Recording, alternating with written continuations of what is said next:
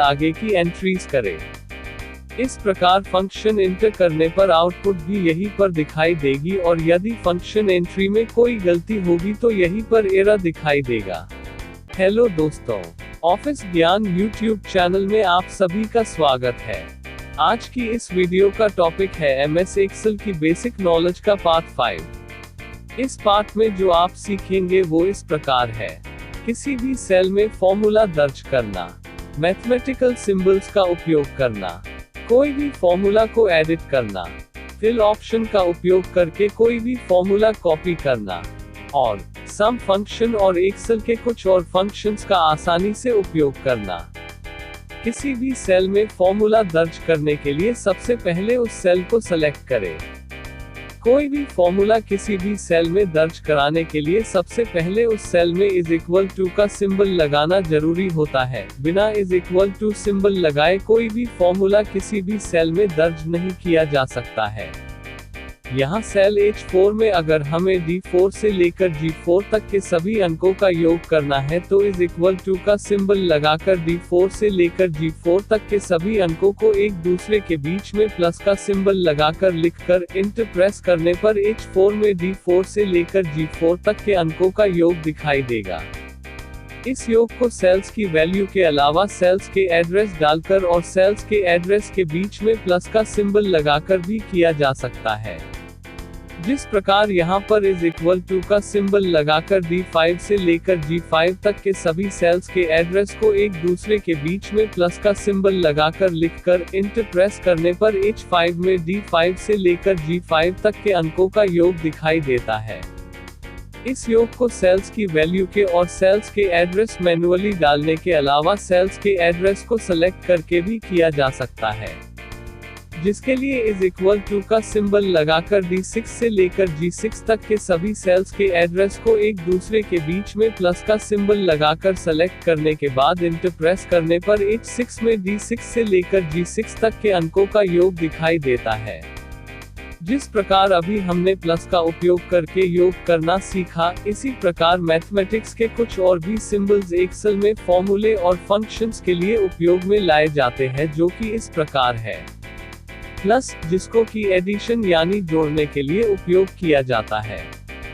उदाहरण के लिए अगर हम किसी भी सेल में इज इक्वल टू के सिंबल के साथ में 6+2 लिखकर इंटर प्रेस करते हैं तो उस सेल में 8 दिखाई देगा, जो कि 6 और 2 का योग होता है। यही सेम फॉर्मूला I5 में लिखा है। माइनस, जो कि सब्सट्रैक्शन यानी घटाने के लिए उपयोग किया जाता है।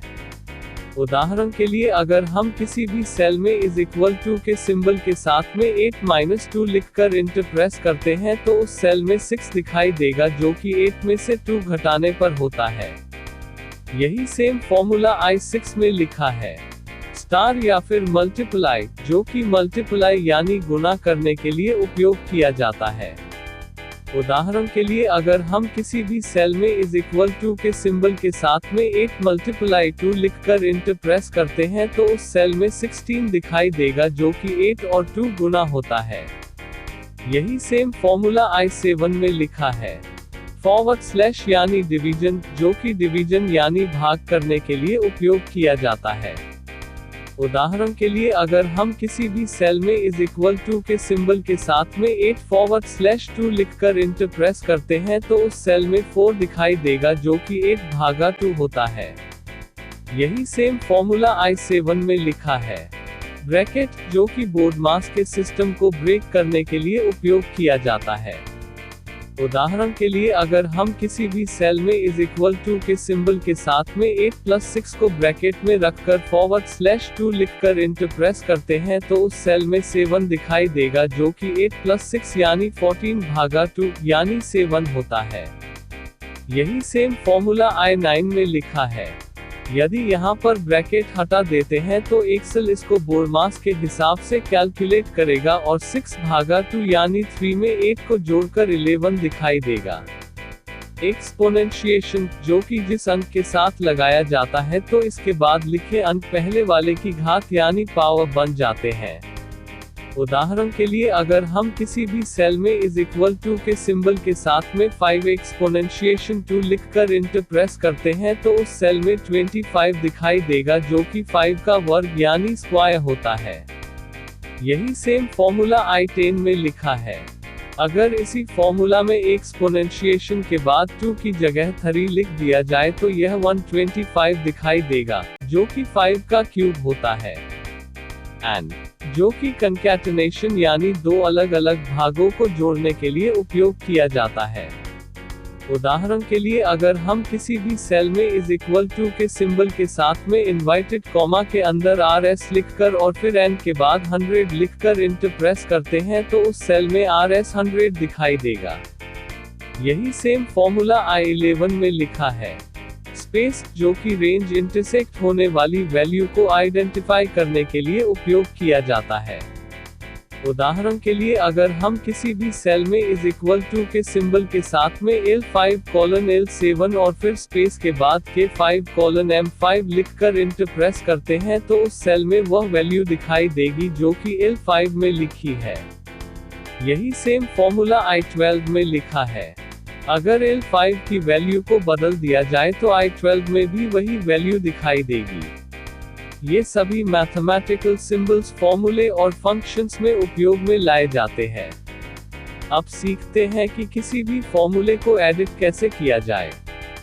फॉर्मूला एडिट सेल को सेलेक्ट करके फॉर्मूला बार में क्लिक करके किया जा सकता है।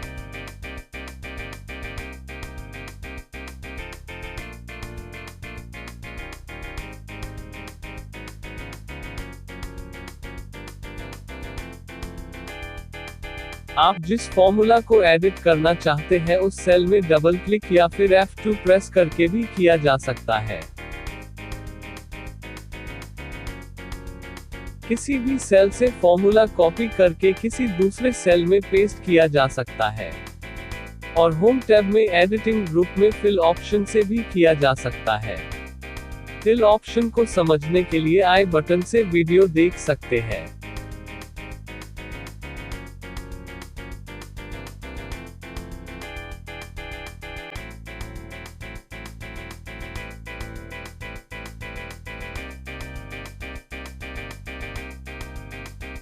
इसी प्रकार किसी भी सेल का फॉर्मूला उसके ऊपर वाली सेल में पेस्ट करना हो तो फिल ऑप्शन से अप का ऑप्शन चूज करें। अगर किसी भी सेल का फॉर्मूला उसके नीचे वाली सेल में पेस्ट करना हो तो फिल ऑप्शन से डाउन का ऑप्शन चूज करें। इसी प्रकार इस सेल का फॉर्मूला मल्टीपल सेल्स में एक बार में सेलेक्ट करके भी किया जा सकता है।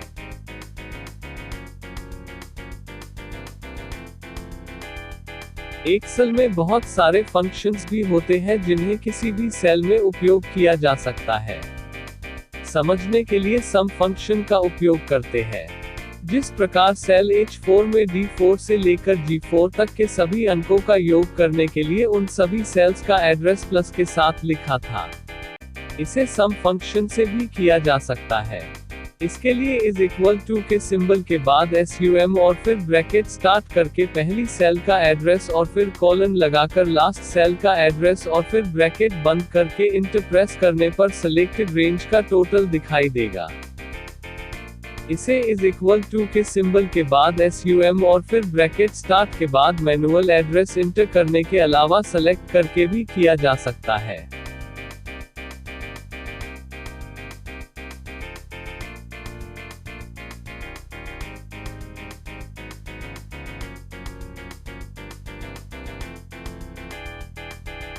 अगर आप अभी एक्सेल में फंक्शंस उपयोग करना सीख रहे हैं तो सबसे अच्छा तरीका यह होगा कि इज इक्वल टू के बाद फंक्शंस लिखकर फॉर्मूला बार में fx पर क्लिक करने के बाद आगे की एंट्रीज करें।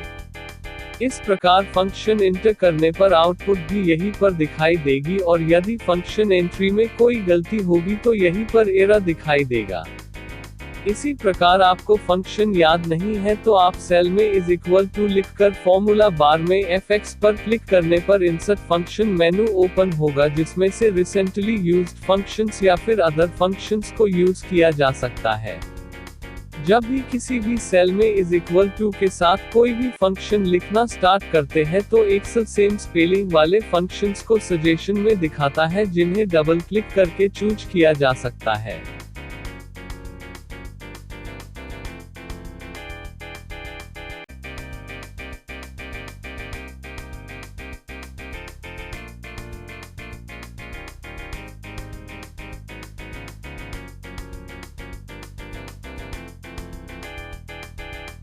इसी प्रकार अदर फंक्शंस का भी उपयोग किया जा सकता है। मल्टीपल वैल्यूज में से मिनिमम वैल्यू चूज करने के लिए इज इक्वल टू min का उपयोग किया जा सकता है।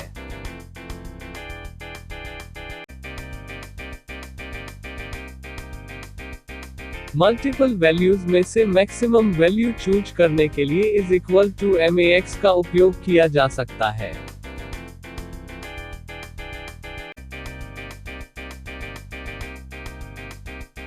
इसी प्रकार मल्टीपल वैल्यूज की एवरेज वैल्यू निकाले के लिए इज इक्वल टू एवरेज का उपयोग किया जा सकता है। इसी प्रकार एक्सेल में अदर फंक्शंस को भी उपयोग किया जा सकता है।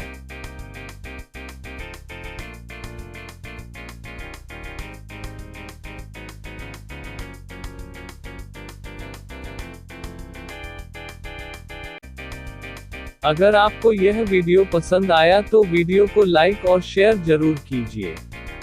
MS एक्सेल से रिलेटेड और वीडियोस के लिए ऑफिस ज्ञान YouTube चैनल को सब्सक्राइब जरूर करें।